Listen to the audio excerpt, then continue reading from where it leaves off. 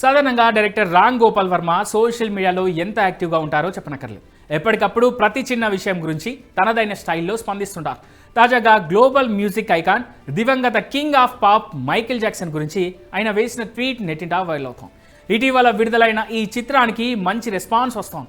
ఇప్పటికే ఫరా ఖాన్, అనుపమ్ ఖేర్తో సహా పలువురు భారతీయ సెలబ్రిటీలు ఈ చిత్రంపై ప్రశంసలు కురిపించారు.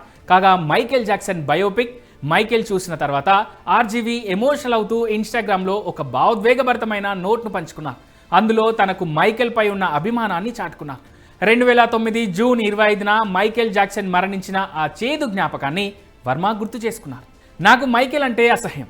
మైకేల్ సినిమా చూసిన తర్వాత నాకు ఆ భయంకరమైన రోజు గుర్తొచ్చింది. అవును, 2009 జూన్ 25న ఆ ఘోరమైన రోజు ఉదయం నిద్ర లేవగానే టీవీ స్క్రీన్పై వస్తున్న వార్త చూసి షాక్ అయ్యాను.